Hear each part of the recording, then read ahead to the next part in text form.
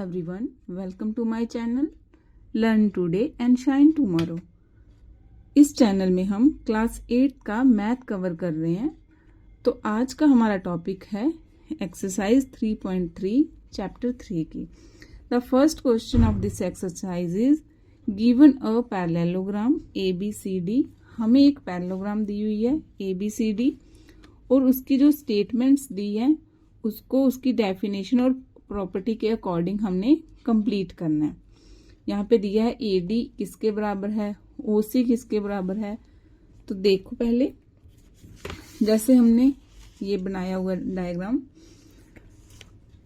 ABCD एक parallelogram है।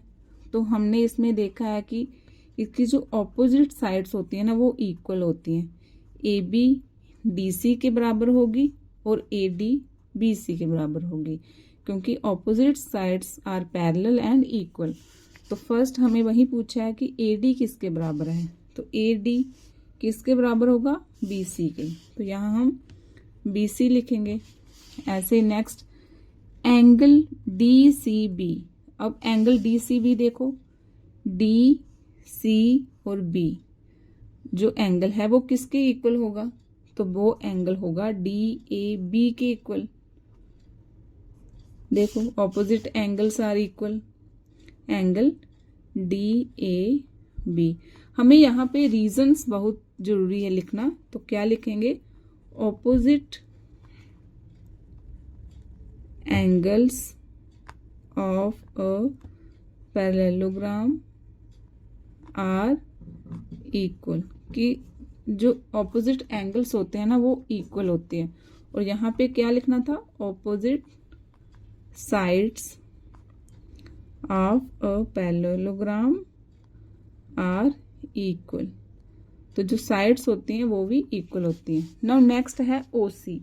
अब OC देख लो क्या है, OC ये डायगोनल है क्योंकि पैरेललोग्राम में जो डायगोनल बाइसेक्ट करते हैं ना तो वो OC जो किसके बराबर हो जाएगा, OA के बराबर, क्योंकि डायगोनल बाइसेक्ट कर रहे हैं। तो जब बाइसेक्ट करते हैं तो वो इक्वल होते हैं। तो OC किसके इक्वल हो गया, OA के। तो रीजन वही, डायगोनल्स आर बाइसेक्ट, मतलब डायगोनल जो है वो बाइसेक्ट कर रहे हैं। अब देखो मेजरमेंट ऑफ एंगल DAB, देखो measurement of angle DAB plus angle CDA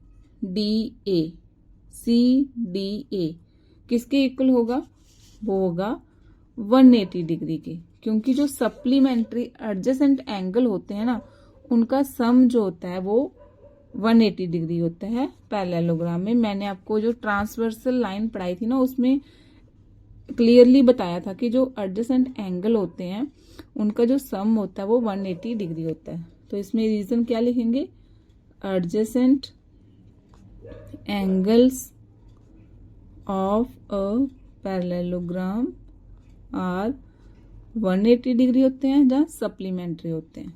तो ऐसे है। फर्स्ट क्वेश्चन कंप्लीट कर लिया। अब सेकंड देखो क्या दिया है। सेकंड में हमें दिया है कंसीडर द फॉलोइंग पैरेललोग्राम। हमें कुछ पैरेललोग्राम्स दी हुई हैं। तो find the value of unknown XYZ।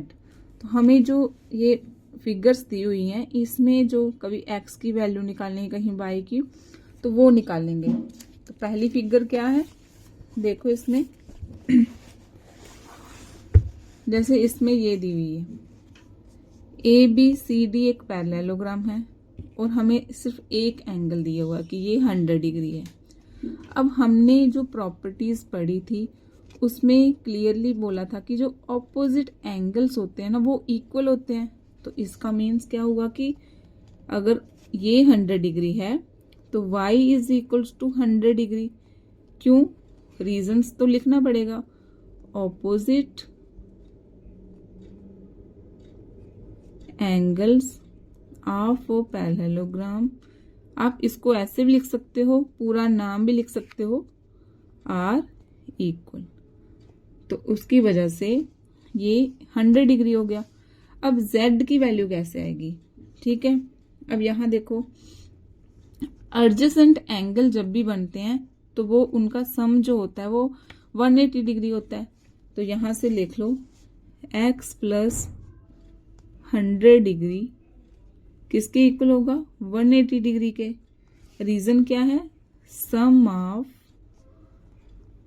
Adjacent angles of parallelogram are 180 degree, कि जो उनका एडजेसेंट एंगल होता है उनका सम जो होता है वो 180 डिग्री होता है। तो इससे हमें x की वैल्यू पता चल जाएगी। x क्या आ गया, 180 में से 100 माइनस किया तो x is equals to 80 degree. अब x देखो, x 80 डिग्री है, ये y 100 डिग्री आ गया, तो इसका ऑपोजिट z हो गया ना, तो x is equals to z है, क्योंकि ऑपोजिट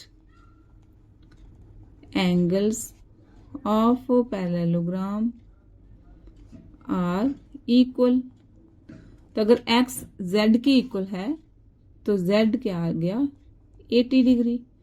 तो इस तरह से x आ गया 80 डिग्री, z भी आ गया 80 डिग्री और y आ गया 100 डिग्री। ये था फर्स्ट पार्ट।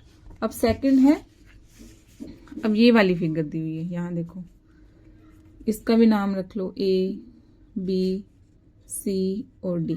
ये एक पैरेललोग्राम होगी। अब इसमें हमें सिर्फ एक एंगल दिया है 50 डिग्री का। अब यहाँ देखो, अगर ये 50 डिग्री है तो हम कह सकते हैं ना एडजेसेंट एंगल का सम जो होता है वो 180 के बराबर होता है। तो हम इसमें ऐसे लिखेंगे y plus 50 degree is equals to 180 degree, ऐसे हो जाएगा, क्योंकि एडजेसेंट एंगल्स का सम जो होता है वो 180 डिग्री होता है। ये रीजंस तो लिखने ही है क्योंकि इसी से मार्क्स मिलेंगे। ऐसे आप नहीं लिख सकते कि 180 है, क्योंकि कैसे कैसे पता चलेगा। तो ये रीजंस जो मैं लिखवा रही हूँ ना, ये आपको एग्जाम में भी लिखने हैं। तो इससे हमारी y की वैल्यू आ जाएगी, 180 में से 50 डिग्री निकाल दिया तो y की वैल्यू आ गई 130 डिग्री। अब 130 डिग्री यहाँ है। अब y किसके ऑपोजिट में है, x के। ऑपोजिट एंगल क्या होते हैं, इक्वल। तो y is equals to x। Opposite angles of parallelogram are equal. अगर वो इक्वल हो गए तो y is equal to x और y किसके बराबर आ गया, x is equals to 130 degree. अब x की वैल्यू 130 डिग्री आ गई। अब देखो यहाँ पे x जो है वो आ गया 130 डिग्री। अब इसके जो इसी लाइन में इसका कॉरस्पॉन्डिंग एंगल बन रहा है, अल्टरनेट एंगल जो बन रहा है वो z बन रहा है, क्योंकि अगर देखो दो पैरेलल लाइन है, अगर इसमें ये ट्रांसवर्सल लाइन अगर इसको काट रही है तो ये अल्टरनेट एंगल बनाते हैं। अल्टरनेट कॉरस्पॉन्डिंग एंगल जो होते हैं वो इक्वल होते हैं। तो हम कह सकते हैं x is equals to z। x जो है वो z के बराबर है, तो इसमें क्या आएगा, alternate corresponding angles are equal. जो मैंने आपको प्रॉपर्टी पढ़ाई है ना ट्रांसवर्सल की, उसको आप अच्छे से कर लो, ये सारे क्वेश्चन उसी से रिलेटेड हैं। तो z क्या आ गया 130 डिग्री। तो इससे हमने x की वैल्यू निकाल ली 130 डिग्री, z भी 130 डिग्री और y की वैल्यू 130 डिग्री। और इनका अगर सम करेंगे, देखो 130 और 50 180 ऐसे बन रहा है, ऐसे ही 130 और ये z यहाँ पे बाहर है, एक्सटीरियर एंगल है। अगर यहाँ कोई एंगल होगा ना तो वो भी 50 डिग्री का होगा। ठीक है, नाउ नेक्स्ट है, अब ये देखो, ये है रोम्बस। रोम्बस मैंने प्रॉपर्टी उसकी पढ़ाई थी, तो उसमें जहाँ पे जो बाइसेक्ट हो रहा है वो 90 डिग्री का बन रहा है। अब यहाँ पे हमें किसकी वैल्यू निकालनी है, x और y की वैल्यू निकालनी है, और यहाँ पे z दी है, z की भी वैल्यू निकालनी है। ठीक है। इसको करने से पहले यहाँ देखो एक ट्रायंगल बन रही है, ये एक ट्रायंगल बन रही है, यहाँ पे ओ पॉइंट ले लो। तो ट्रायंगल आप लिख लो DOC, कोई भी ट्रायंगल ऐसे मान लिया हमने नाम। तो सम ऑफ ट्रायंगल क्या होता है? सम ऑफ ट्रायंगल 180 डिग्री होता है। तो ऐसे ही y plus x plus 30 degree is equals to 180 degree होगा। अब x जो है ना वहां पे 90 डिग्री है। क्यों? क्योंकि वर्टिकली ऑपोजिट एंगल्स जो होते हैं वो इक्वल होते हैं, वो मैंने आपको पढ़ाया है। तो x की वैल्यू आ गई 90 degree plus 30 degree is equals to 180 degree. आप यहां लिख सकते हो कि वर्टिकली ऑपोजिट एंगल्स। तो x क्या आ गया 90 डिग्री। अब ऐसे ही y इज इक्वल्स टू, यहाँ पे 180 डिग्री है, 90 और 30 कितना होगा 120 डिग्री। तो इस साइड जाके माइनस का हो जाएगा 120 डिग्री। तो y क्या आ गया 60 डिग्री। अब देखो y की वैल्यू 60 डिग्री आ गई, x की वैल्यू 90 डिग्री आ गई। अब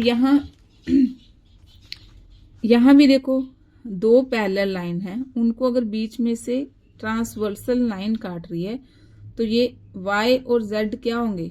अल्टरनेट होंगे, अल्टरनेट इंटीरियर एंगल होंगे। तो जितनी वैल्यू y की होगी वही z की होगी। तो यहाँ पे लिख सकते हैं हम since y is equals to z। Reason क्या है? Alternate interior angles are equal. तो y की वैल्यू अगर 60 डिग्री है तो z की वैल्यू भी 60 डिग्री आ गई। तो इस तरह से अगर हमने ट्रांसवर्सल वाली प्रॉपर्टीज अगर अच्छे से पढ़ी है ना तो ये क्वेश्चन हमें इजी हो जाएंगे। नाउ नेक्स्ट पार्ट है, अब एक और पैरेललोग्राम दी हुई है हमें, इसको देखो, इसका नाम रख लेते हैं हम, कुछ भी रख लो आप, A B C और D। चलो इसको भी ABCD मान लो। यहाँ पे सिर्फ हमें एक एंगल दे दिया कि ये 80 डिग्री का है, ये y निकालना है हमें, x निकालना है और z निकालना है। अब वही सेम प्रॉपर्टी, ये इसके ऑपोजिट है तो ऑपोजिट एंगल्स इक्वल होते हैं। तो y is equals to 80 degree. Reason आएगा opposite angles of a parallelogram are equal, वो हो गए। अब अगर ये इक्वल है तो इसका adjacent x plus 80 degree is equals to 180 degree. क्यों? क्योंकि sum of adjacent angles of a parallelogram are 180 degree. 180 degree होते तो x की वैल्यू आ जाएगी, 180 डिग्री में से 80 माइनस कर दिए तो x आ गया हमारा 100 डिग्री। यहाँ पे 100 डिग्री लिख लो, यहाँ पे 80 डिग्री। अब z की वैल्यू क्या होगी वो देखो, z जो है ना वो इसके कॉरस्पॉन्डिंग एंगल है। अब देख लो, अगर मैं इसको पैरेललोग्राम को, अगर पैरेलल लाइन को आगे बढ़ाऊंगी तो ये वही लाइन इसको काट रही है, तो इसके कॉरस्पॉन्डिंग एंगल जो होते हैं वो इक्वल होते हैं। मैंने पढ़ाया आपको, जो कॉरस्पॉन्डिंग एंगल इक्वल होते हैं तो z क्या हो जाएगा 80 degree. z is equals to 80 degree. तो क्या reason? Corresponding angles of a parallelogram are equal. इसी तरह से हमने फोर्थ पार्ट कर लिया। अब फिफ्थ पार्ट देखो, फिफ्थ पार्ट में एक और पैरेललोग्राम देखिए ABCD। इसमें एंगल हमें एक 112 डिग्री दिया है और एक 40 डिग्री दी है। अब ये तो सेम है, BD के ऑपोजिट है तो y का जो एंगल होगा वो सेम होगा, तो वही सेम लिखेंगे। Fifth part, y is equals to 112 degree. Reason opposite angles of a parallelogram are equal, ये हो गया। अब यहाँ पे देखो एक ट्राइंगल बन रही है, ACD, ये ट्राइंगल ले लेते हैं हम, ट्राइंगल AD और C। तो इसका सम क्या होगा, y plus 40 degree plus x is equals to 180 degree.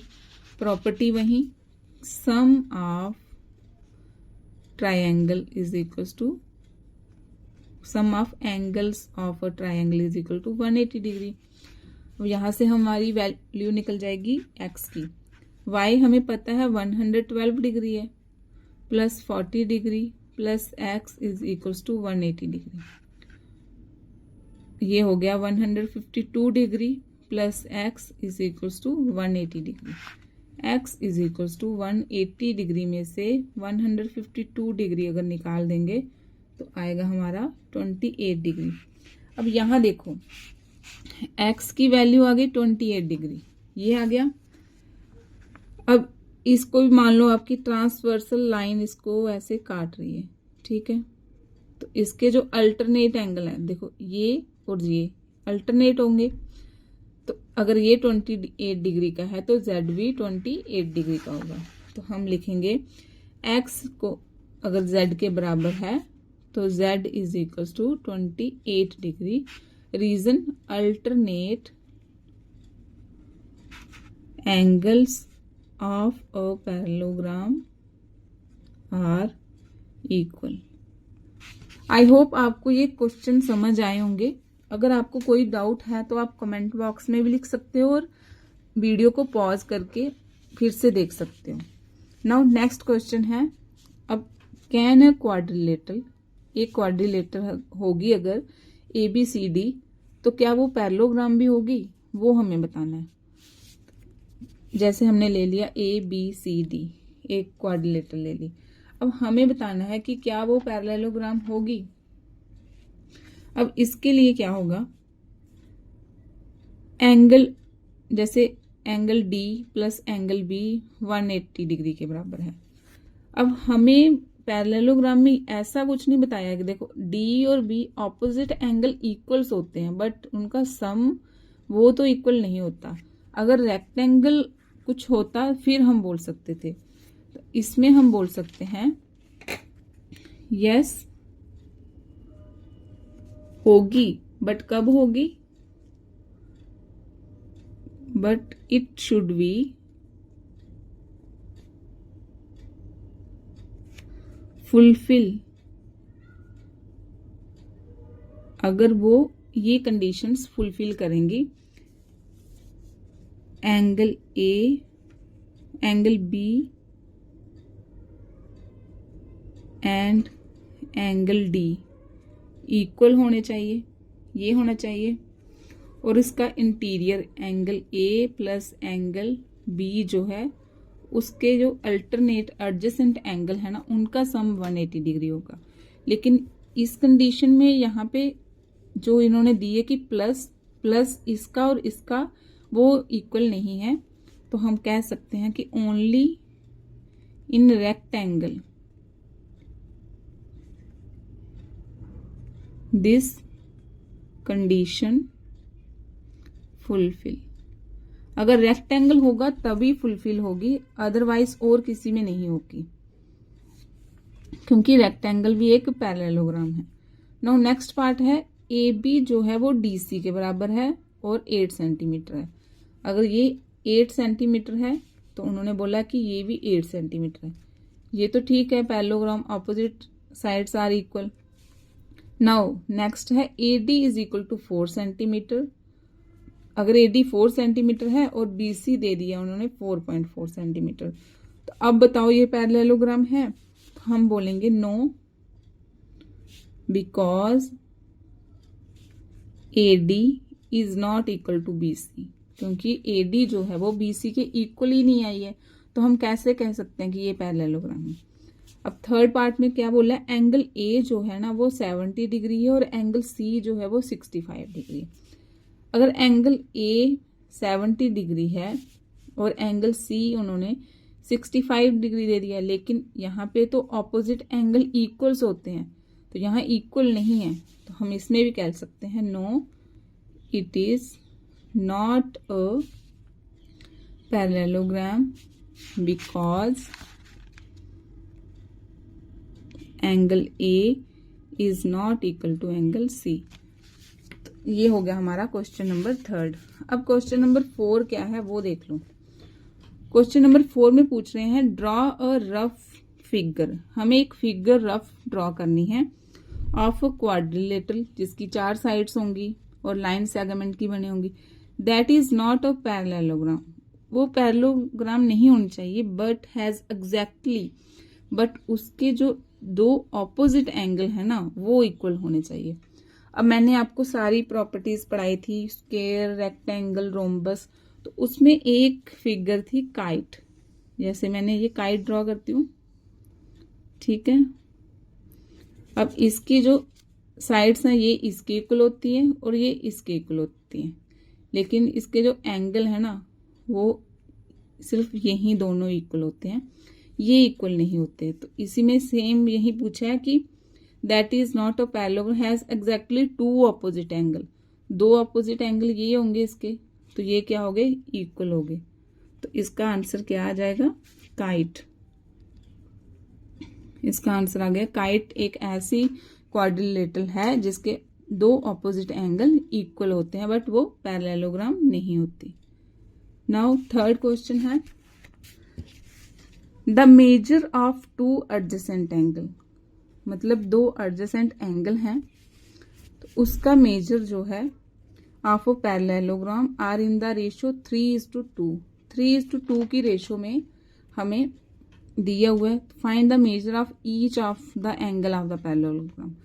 हमें बाकी सारे एंगल्स के बारे में भी बताना है। तो हम पहले एक ड्रॉ कर लेते हैं पैरेललोग्राम। चलो ऐसे ड्रॉ कर ली, नहीं ये नहीं, ऐसे करते हैं इसको।